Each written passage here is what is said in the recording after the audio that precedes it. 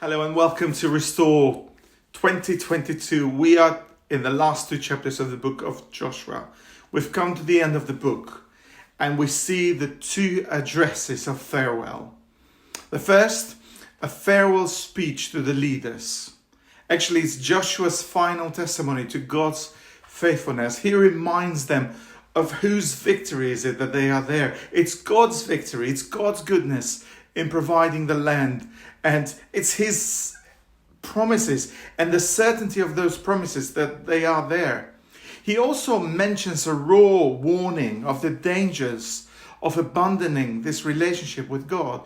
God has been, he is, and he will be faithful to his promises and drive out the remaining Canaanites. But this, if only the Israelites obey. But also God will be faithful to his words of warning if they forfeit God's blessing. As we can see in both chapters, Joshua's main concern was to do with the temptation to fall into idolatry. And it comes with clear warnings here about intermarriage and also having idols from the surrounding countries. And these two warnings come directly from two of the 10 commandments, which actually inquire or demand total devotion to God and rejection of the allure of idols.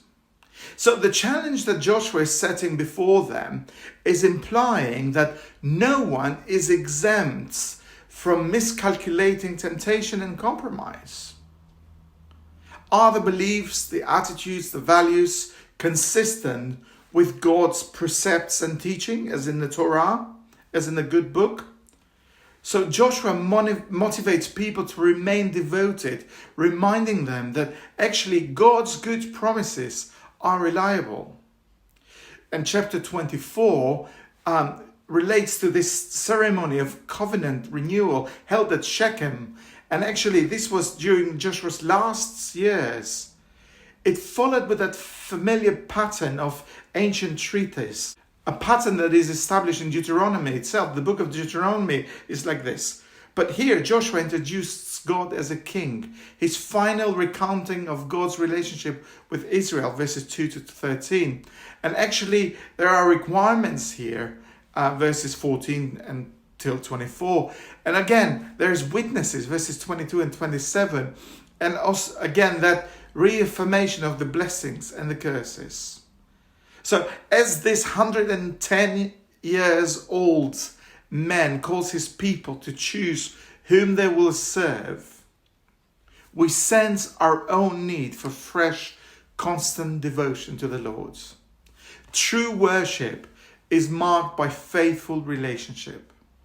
Joshua does not depart from the recurring message when he started the book in chapter 1, when the Lord instructs him to pursue obedience to the word of the Lord.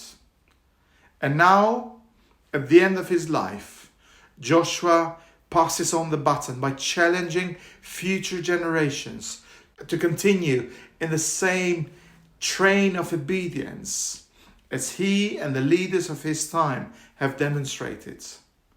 Remember Joshua and Caleb. The book of Joshua carries on the idea of blessing that is intended for the future generations. And it's emphasized already in Deuteronomy and here. But this blessing is not automatic. The choice is never between serving God and personal freedom. The choice is between God and other masters.